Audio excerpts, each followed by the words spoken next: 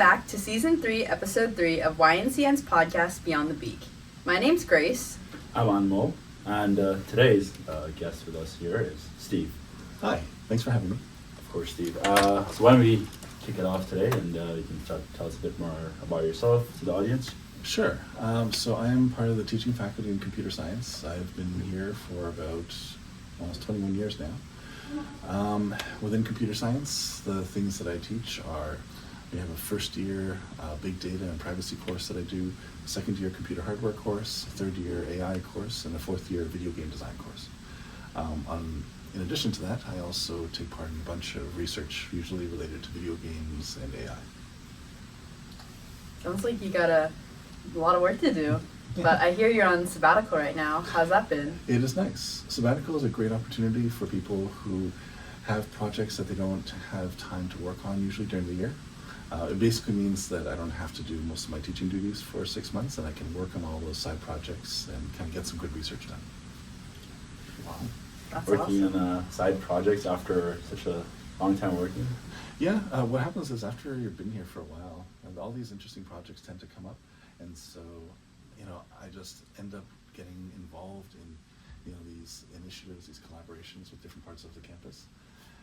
And so, yeah, just the longer you're here, the more interesting things come up and more side projects you get involved in. So how does it differ working in industry and academia and research all in the context of software? Okay, so when I was in undergrad, my undergrad was in computer engineering, and this was at Waterloo, so we did a lot of co-op trips. So I had a chance to go and see what industry was like.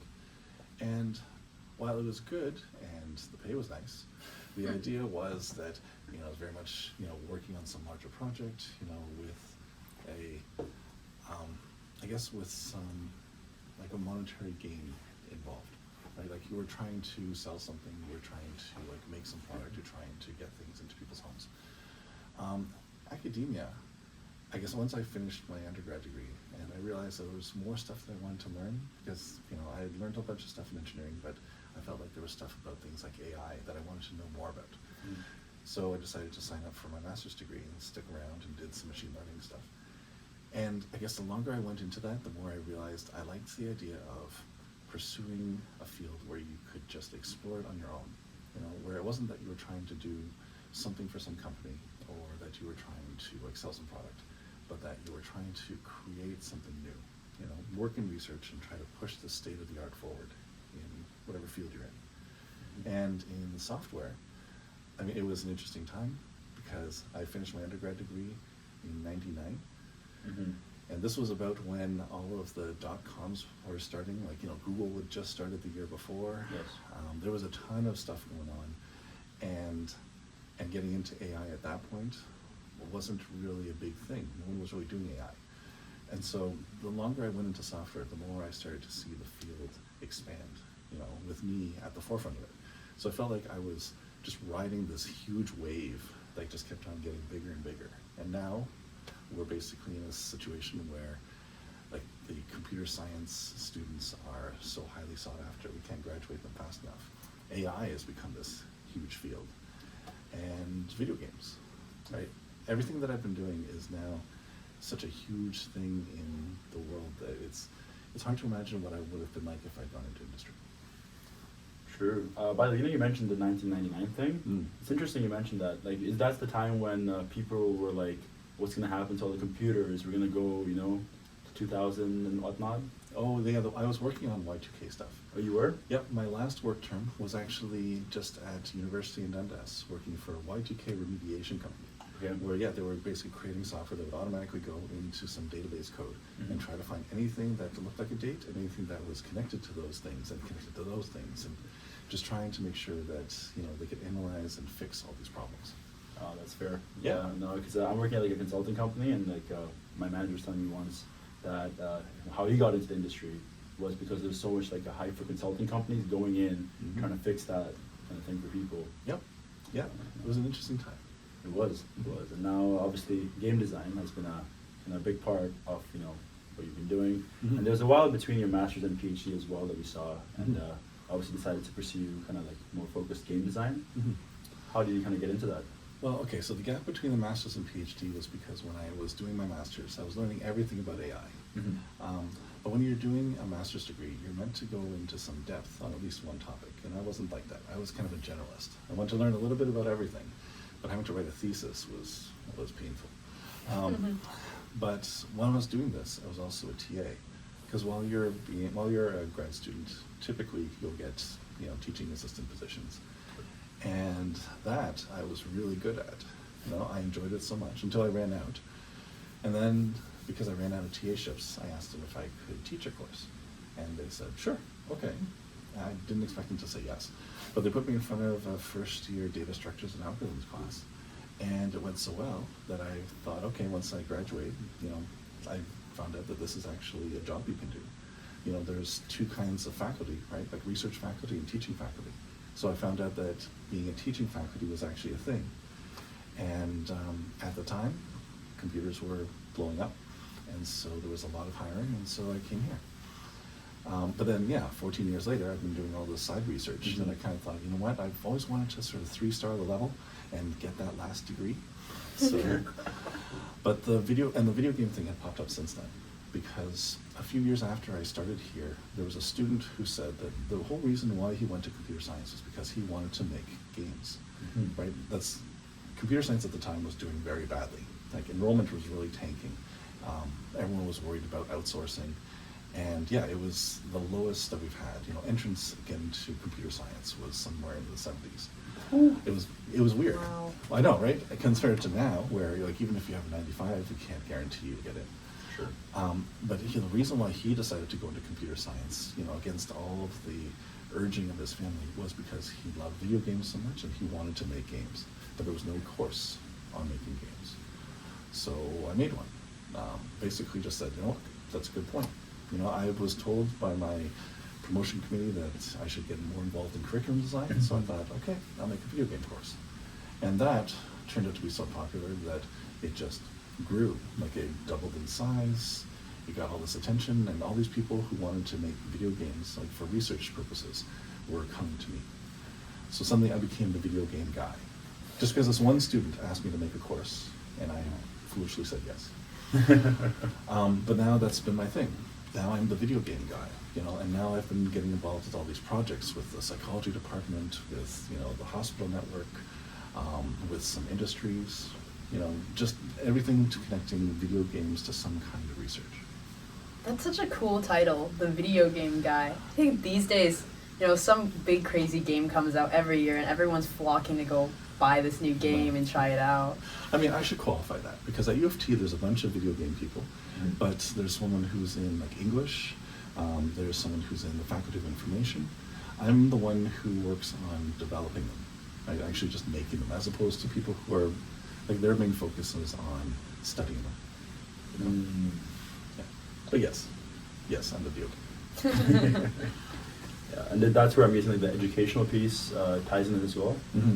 Because all these little projects, like the one with psychology, it was about making games for seniors to help them with their cognitive development. Making games to help test the effects of video game violence. With the hospitals, they were doing it for stroke rehabilitation.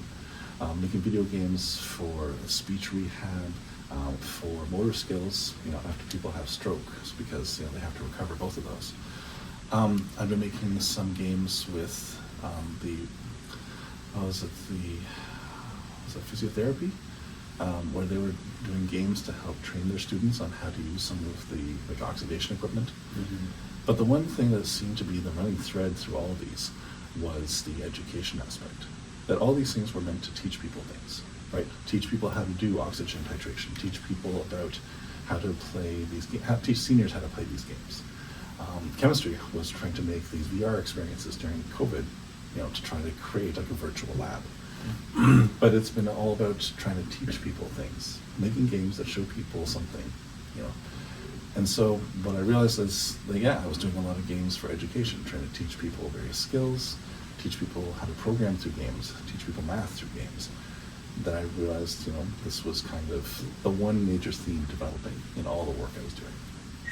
It's very intertwined with psychology. When you're teaching someone memory recognition, things like that. there's a lot of psychology in games. The whole thing is about trying to make people have fun. And so trying to figure what that is, right, is tough, you know, and trying to help computer science students figure out how to build a fun experience is challenging. And if people had figured that out, there would be no bad games. So do you work with a lot of people in different fields, like for instance, psychologists? Yep. Well, even the course that I teach, it's a 4th-year course for computer science, but it is done collaboratively with people from the Digital Futures program at OCAD and with students from the Faculty of Music. So Faculty of Music? Yep, because every game is, well, we basically make teams out of about 4 computer science students, 4 artists from OCAD, and 2 music students, because the games are always a composition of various things. It's not just like one field, but it's about all these different people from different areas collaborating together. So even now, I'm working on a game with the Forensic Science Department at UTM, where they have this crime scene house where their students go to simulate collecting evidence and then processing it. But because there's only one house and there's a lot of students, it's a difficult thing to get each of them to kind of set up and then, you know, process them through. So we're creating a game version of it so that people can actually try these things out in like a digital simulation. Right, there's basically, it's never games on its own. It's always games plus something, where that something could be either a kind of technology or a group that's looking to do games with their subject area. For sure. I mean, That's even awesome. the whole concept of like gamification is just a buzzword now, and every like one industry's like, oh yeah, gamify it. Yep. You know, people like look at it more. Well, gamifying, that concept has been around for like at least a decade now, where people are using some of the principles of games, you know, like badges and leveling up, in order to encourage people within businesses, or, you know, trying to encourage people to process any kind of task, right? And I mean, I would be lying if we don't use it all the time, right? Like we find little ways of creating small goals for people to achieve so that they can see their progress, you know? Sounds like psychology again. Yeah, right? But you use it all the time. You use it when you're like when you're like a camp counselor, right? To try to encourage kids to do things in little steps, right? Gamification is just slapping a name on it. Yeah, it is. Yeah. Speaking of games, did you have a favorite game growing up? Whether that be a video game or a board game or... Growing up, well, okay, yeah. I mean, there's a lot of games. If I had to try to think of, you know, what favorite game I've got, you know, there's a bunch. But growing up, I guess there was one that I always thought was really interesting and unique. It was this game called Katamari Damacy, and no one, like, it's really niche. But the basic idea was you're just this little creature who is rolling this ball, and this ball will pick up anything that's smaller than it. But the more stuff it picks up, the bigger the ball gets, and so the more stuff you can pick up. And so there was this kind of a snowball effect where, you know, the world was filled with giant objects that you couldn't touch. But once your ball gets big enough, suddenly you're not just picking up like little thumbtacks, you're picking up like cats and dogs, and like people and cars, and then eventually whole continents. It's a really weird game. And, you know, the look and feel of it is bizarre. Yep. Isn't it like that snake game? oh, I know what you're talking about. The .io. Like, the whole.io. Do you remember Slither.io? Slither.io. It was when you were a little worm and you try to like capture, encapsulate the other worms. Yeah. It's got a really nice balance to it, because the basic premise is simple. The controls are janky, but that's the whole point. But also the idea is that you can sort of see how you progress because your ball is getting bigger, and you know kind of what the goal is to just kind of accumulate bigger and bigger things. But also every time you hit something, then stuff falls off of you. And the bigger you get, the more like distorted and, you know, uneven your ball is, and the more difficult it is to roll. So there's like this just natural balance to it. It was just a really simple game, but looking back, you know, it was actually really well made. Like just a simple premise done really well. They should have used you for their marketing, Yeah. It's one of those things where if you know it, then you know it. If you don't, then it's not something that really shows up anywhere. Like it's almost like an indie film version of a game. Indie film version. Yeah. Mm. Yeah. Yeah. Do you want to ask any questions more about games? Yeah. Actually, I kind of want to shift and ask a little bit more about AI. And one thing that I thought was pretty interesting was how you said you worked with music students. Mm-hmm. I saw that you were doing research on AI to generate music, Mhm. and so, like, I guess not less conventional, but like new ways of using AI. So what's interesting is that right now, ChatGPT is huge, right? Like it showed up in a big way in the news last fall. But I've been working on generative AI for about like 10, 11 years before that. And also because of a student. Again, a student who I had worked with came to me in his fourth year, he's an MSci student, and said, for my thesis, I want to work on something related to music. And so we batted some ideas around, and we thought, you know what would be fun is why don't we use all these techniques that are used for processing text and words and use it to process music, right? And not just when we say process it, let's try to come up with like a model that helps represent what a piece is like, and then see if we can generate original music, you know, according to whatever training piece we had. And yeah, so this student worked on it, and it worked so well that we presented it at a conference, and then just kept working on it for the next 10 years. And yeah, and, you know, this was always something that was of passing interest. People thought it was interesting, but, you know, like it wasn't something like groundbreaking until recently, where now generative AI is a huge thing. Everyone's all like getting crazy about it. So now people are actually interested in the idea of creating, like, yeah, generating music the way ChatGPT generates text.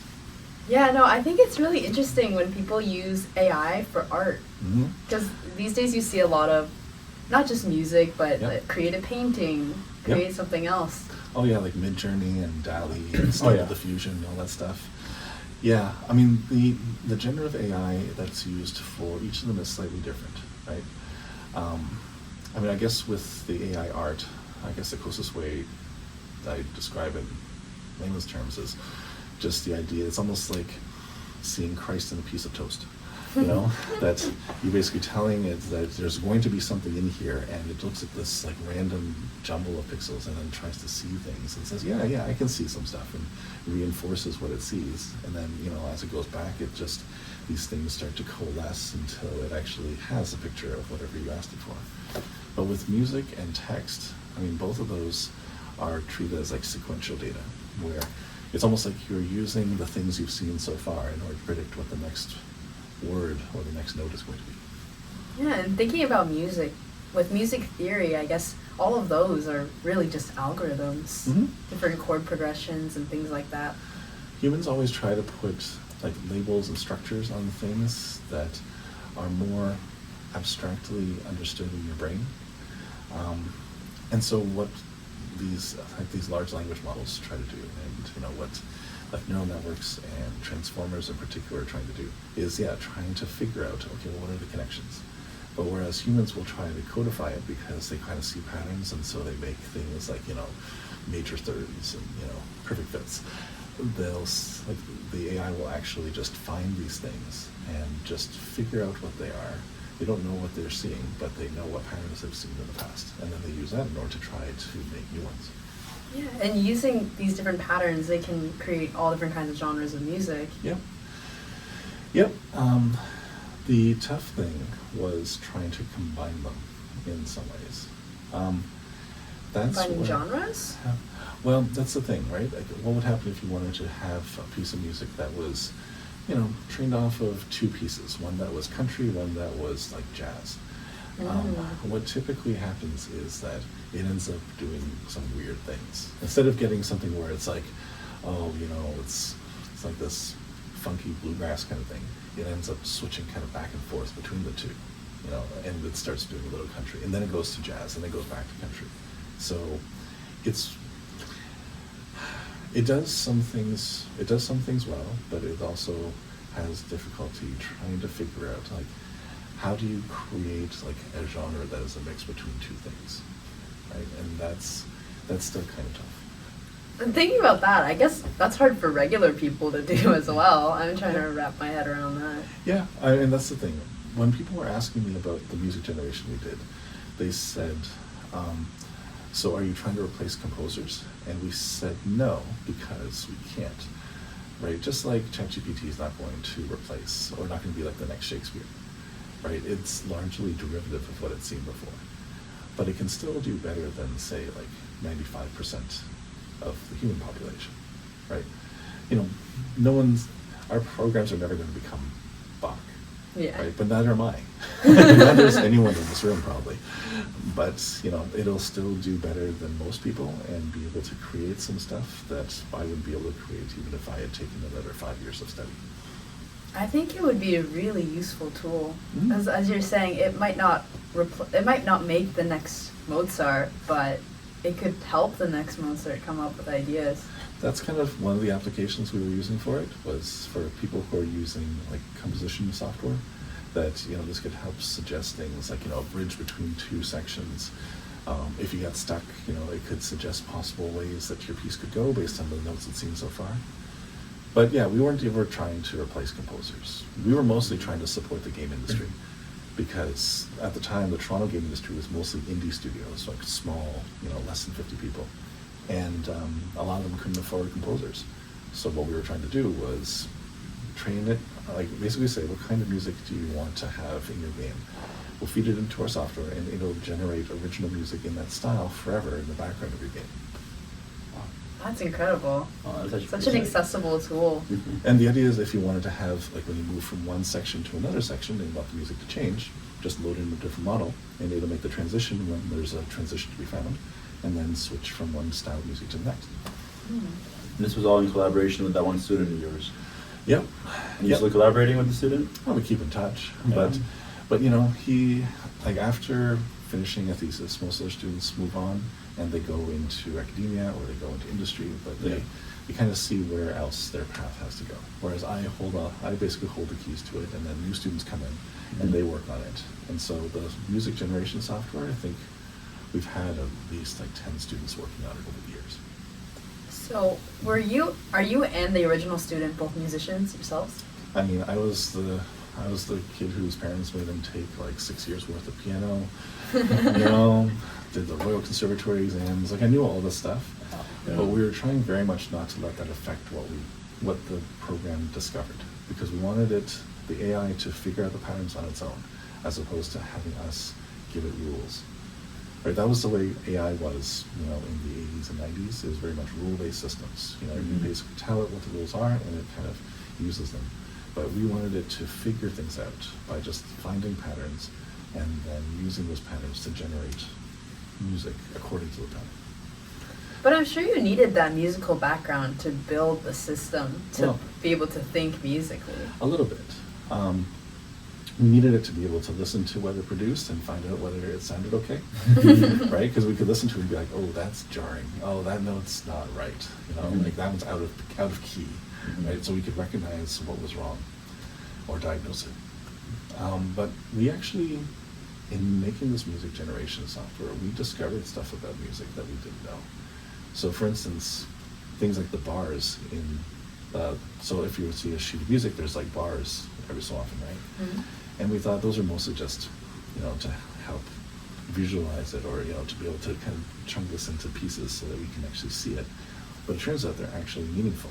That if you don't have the bars, the music sounds like jumbled and haphazard.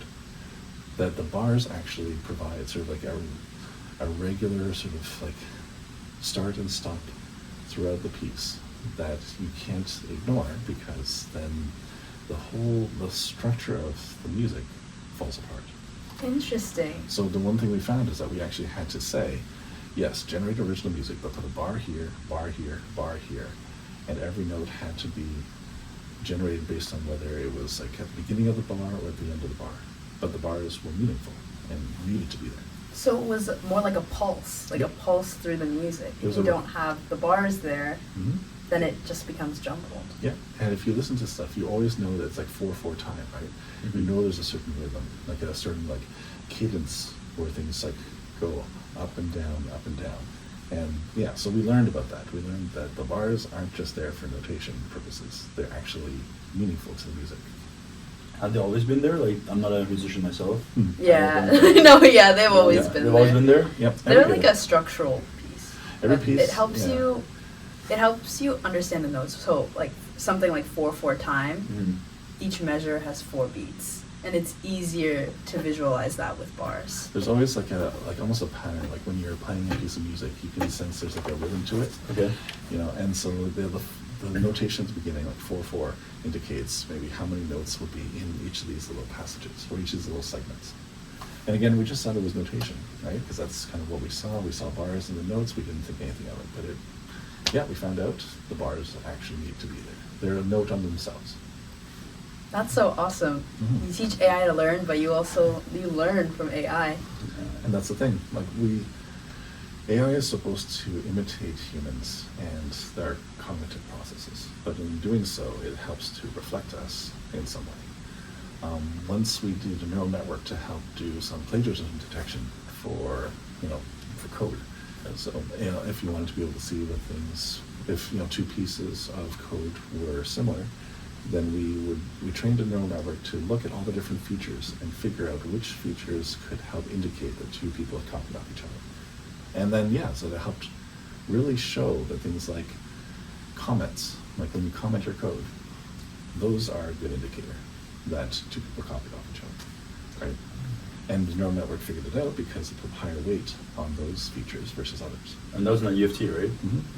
Yeah, so just all these little things, like AI provides almost like a mirror to us, and when we see what it can do, well and badly, it gives us a sense of what things we do, or what kind of, what thought processes that we have that we weren't thinking about, and what challenges it has that we take for granted. And has that been applied to your game designs as well, or have you been using AI for game designs? Yeah, that is a whole other thing. Is it? So the music generation for games, we were doing automatic level generation for games, training off of existing levels in order to generate new ones. We were using AI to evolve the non-player characters. So if you're fighting against the computer, we were actually using AI to try to evolve the computer player to become better. Mm-hmm. But also doing things like, there's a conference that I just came back from a couple weeks ago, which was all about AI related to games. Okay. And just all the different things that they were talking about there. ChatGPT in a way to generate new Mario levels. Using things like the wave function collapse algorithm in order to generate whole new levels based on existing ones. There's a ton of AI being used now in games, because games have reached the level of sophistication now where the new developments aren't going to be in graphics. They're going to be in trying to make our games feel better and respond to us more. And make them more immersive by making, I guess non-player objects and characters more realistic. Something just sounds wrong, man. Like a new Mario level? Are you kidding me? I'm not looking for a new Mario level. I know. It's just, and they've got whole competitions where you have, can you create new, interesting Angry Bird levels automatically through AI, right? And competitions to see who can create the best Angry Bird levels. Which, Mario is basically just like this linear progression of, pipes and bricks. But Angry Birds levels have to have some overall pattern, something that you're trying, like you have to hit this part first and this part next, right? So they're much more curated. Mm-hmm. And so it's been kind of a challenge to see, can we create levels that are interesting the way humans do? Is there one that's stood out to you that has happened in games recently? I mean, there's a ton of stuff. My background was in natural language processing, and having games be able to create sort of good dialogue is something that I haven't had a chance to really see. But also, there's not a lot of games that are going to be based off of good dialogue. Like a chatty robot. Yeah, the NPC actually talks well to you. Yeah, maybe one day. You seem to be on the forefront of all of these very big things before they were big. It's tough. It is a tough field because there are new things happening all the time, right? Even the versions of ChatGPT, there was years between the earlier versions, and now it's more like months, right? Things are advancing really, really quick, and it's tough to kind of stay on top of it all. For sure. Also, from what I understand, even though we have GPT-4 now, mm-hmm. but whoever was working on GPT-4, they're probably working on 5-6 years ago, so mm-hmm. they already probably have a new beta version that's like GPT-6 that they're working on right now. That's always the case, right? Yeah. What we say is that, especially in research, that we're Mhm. typically researching things that are going to show up on the shelves of Best Buy in 5 or 10 years, right? But by the time it shows up as a consumer product, we've already been looking at it for a decade, figuring out how it's going to work, figuring out, the affordances, and, how are we going to power it, and all those little things. So usually when students come and they ask about whether to go into industry or academia, I usually say, well, do you want to be the person who works on these things? The one who basically goes into a company and uses what has already been known, or do you want to be the one who discovers the new things, and tries to push, the state of the art in the field forward? Is it ever frustrating? Mm-hmm. Oh yeah, you fail all the time as a researcher, right? We just kind of get used to it, right? Try things, fail all the time. I mean, yeah, I've been lucky in the areas that I've picked, but, for every student, like the one who did the music generation, it was like phenomenal and made some really great progress. There's always like 2 or 3 that, come at the end and you just kind of shrug and say, oh well. That's true. And that's even applying to your side projects as well. Like you finally got a chance to them. Mm-hmm. So yeah, I mean, these days, there's the forensics video game that we're working on. There's this VR experience where we're trying to work with earth sciences to help visualize some of the mineral samples they've got and help students understand just the molecular structure behind some of the things that they can only see at a macro level. What else? I've gotten to the point where I'm supervising some grad students who are working on projects I can't talk about. Yeah. Because I signed some NDAs. NDAs, go for it. So I can't talk about it. But it's cool stuff, right? Yeah, sure. Yeah. So what motivates you to teach? You do so much research. Why also teach? The research is just something I was able to fit in because I started off as a teaching faculty and then just got more involved in the research, especially because as the video game design person, these things just came, they came to me and I wasn't strong enough to say no. But the teaching is the most valuable part, right? It's where I get to interact with students, I get to show them stuff, I get to, there's so much that's very intrinsically rewarding about helping someone understand some cool bit of technology, right? And especially with some of the courses that are a little more challenging, like the second year hardware course, not everyone in computer science is meant to get into circuitry. And so if I can make that journey less painful, then that's rewarding too. So there's a lot of just innate rewards in teaching. And the research is just kind of more personal. It's what I do for just me. That's awesome. You were so good at teaching that they just made you stay. Well, also, I guess, the research stuff is also good for the students. Even the ones who fail still come away with it having learned something, right? And go into an interview and they ask you about things like, facing adversity and challenges and stuff, and they can talk about stuff because in your regular course, everyone's got the same story. But if you work on something that's more interesting, more personal, then that can help you grow in ways that are different from everyone else in the class. For sure. I mean, I feel like a lot of things you kind of try out, like now's the time to try out, right? Mm-hmm. You might as well. Yeah. What do you say, on your journey so far? Is there anything you've done differently to get to this point? I don't know. I mean, there's some courses I probably wouldn't have taken. Yeah? Yeah, second year materials course I could have done without. There were some things where, in my research journey, some paths that you go down where you find out, this isn't going anywhere, and you have to backtrack. But other than that, I've been pretty lucky. I've been here for 21 years, and yeah, it's just, there's never a dull moment. I feel like the mistakes, or whatever you want to call them, right? Mm-hmm. They got you here, right? So who knows where you would have been if you didn't take that materials course? Who knows, right? And even in the games course that I teach, right, I can look at games where they go badly, and that's instructive too. Because the students come along and they say, we're going to try to make this game. I can say, no, that's not a very good idea, because 3 other groups have tried it before you, and none of them have managed to make it work. So I'm not saying you can't, but I probably would go with something else that's a little bit, more guaranteed, Yeah. right? And that kind of wisdom well, what do they say? That good judgment comes from experience, and experience comes from bad judgment.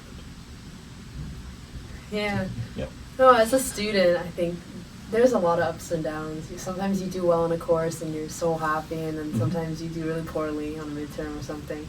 So I guess these natural ups and downs are just not just part of research, but part of daily life Yeah. and a lot of aspiring students. And people are always interested in the ways that you learn from failure, Yeah. right? Because if you succeed all the time, then, well, ho hum, right? Yeah. Yay! But if you manage to fail and then continue to succeed, then you've actually had a real journey. Yeah. Yeah. So to wrap up, do you have any advice or thoughts for students to take away as they enter the workforce soon? Well, what I usually say is to think about all the experiences that you will wish to have had, 10 years from now. A lot of people, when they're looking to get into the workforce, they want to do something like, I want to stay close to home, or, I'm in a relationship with someone, so I want to stay whatever city they're in. And that's great. But I mean, for being honest, are you really going to be with that person in 10 years? Who knows, right? That's tough. That's tough. There's a lot of growing that's still going to happen afterwards, right? And a lot of things can happen, and what are you going to use to make your decisions, right? And the ones that I feel like I benefit the most from are the ones where I found myself in a situation where I was really out of my element. So when I was doing the co-op terms at Waterloo, I had one that took me to Montreal, and it was at a point where, there weren't a lot of jobs in that semester, and it was basically either take a crappy job in Toronto or take this really cool looking job that requires me to move away. So I'm like, okay, let's take the Montreal job. And it was great, right? Just being somewhere really different, having to get to know another city, getting to know Montreal, which was fun, actually living there, working in an area which was also very cool, and just all the different experiences that come with that. Later I had one that took me down to Pittsburgh, and was working with a startup that was created by CMU professors, and also very cool, right? And so after that I realized the benefit of putting yourself in all these different situations, because you have the rest of your life to settle down and be in one place, right? But when you're a student and you're graduating, you largely don't have a lot of commitments, or any commitments you have are usually just your own perceptions and not actual. I actually relate to that a lot, because Mhm. I grew up in the Boston area, Mhm. and I did not apply in the States. I applied in Canada and all over Europe. Yeah. So I was actually pretty nervous going into that, because I'd been to Canada once or twice, so it wasn't exactly in my comfort zone. And it's true, right? If you're not nervous about where you're going, then why are you doing it, right? Yeah. But I couldn't be happier that I chose U of T. I've Mhm. met so many great people, so many great professors, and I think because I took this risk, it really paid off. I tell people, apply for jobs in Japan, right? Ooh, Tokyo? Yeah. Go to Tokyo, go to Singapore. I mean, if you really need to go someplace where you can speak English. But go someplace crazy, because it's only going to get harder to do that later, right? Again, once you get married and have a family, right? Or when your parents start to get old and need you there for them, that's when it becomes hard to just move halfway across the world and, try to make a life in a different culture. But yeah, getting a chance to do that now this is almost like the best time, right? Because you're so flexible. You've got all this potential. And so having a year in Japan as part of your life experiences is going to be something that stays with you, and it's going to always be cool. For sure. You going anywhere soon? I mean, let's see, this past summer we actually took the kids to France. Nice. And next year, I think maybe Korea. Yeah, Long flight. when I started at U of T, I was young, I was, unmarried, and I had disposable income. So yeah, I went to a bunch of places because I realized it's only going to get harder as you get older. You know, especially, yeah, not even just talking about commitments in life, but, you know, just your body's not going to be able to sustain some things. So, you know, I went to places that were physically taxing because I figured might as well do it now. So climb some mountains and whatnot? Yeah. Yeah, okay. Yeah, I climbed up Mount Fuji. I went to Tokyo and climbed up Mount Fuji. Mhm. Went to Peru and, you know, climbed up to Machu Picchu. Just, yeah, like little, like not super crazy. Like I wasn't, you know, bungee jumping in the Alps or anything. But it was just the idea that while you're young, you should be doing the wild and crazy things that only young people can do. Would you hike the Inca Trail? Oh yeah, 4 days. It was fine. Well, okay, Oh, it wasn't did you fine. did you hike the Inca Trail? Yeah, yeah. Wow. Okay, it wasn't fine. I mean, I was still young, but man, you know, the altitude sickness. Wow, that's That awesome. is something else. But yeah, I mean, that's the thing, right? Like, that reaction is the one that you should have to whatever things you choose to do after you graduate, right? You want other people to hear what you've done and say, that's awesome. Staying in Toronto where you've been for the past 4 years to do the same job you did as your PY. No, I really love that perspective. Yeah, like do something crazy, do something awesome. Do Nothing something crazy, nothing crazy. Right? Because how are you going to be more likely to do crazy things later? Right? Sure. Yeah. Sure. Yeah. I love it. No, I want to have crazy stories to tell people in 20 years. Well, reasonably Right. crazy stories. I want to be old and telling my grandkids, like, yeah, you know that one time? They're coming over to me, like, hearing stories. Yeah. Oh yeah. Well, that's the thing right now. You know, my kids are watching TV and then they see things like, you know, there's their character on TV is going to Peru. I'm like, yeah, Daddy went there. Yeah. You know. Nothing crazy. Oh, look, It's Taj so Mahal. awesome. Yeah, Daddy was looking. I got a picture on my phone of Taj Mahal. There you go. I love it, I love it. I mean, it's almost like hard to believe that you've been teaching here longer than like how old most people are. Longer than I've been alive. Yeah. Well, I'm getting close to the point where in a few years I'll have spent half my life here, Sure. right? Because they hired me when I was 25. That's crazy. Well, I don't know why. It was a different time back then.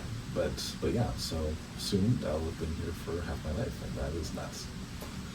So we're glad you're here. A wonderful 20 years. Well, it's good Lots to of be here. It's a good experiences. home to have. Yeah. Awesome. Well, thank you so much for coming on with us today. No problem. Thank you so much, Steve.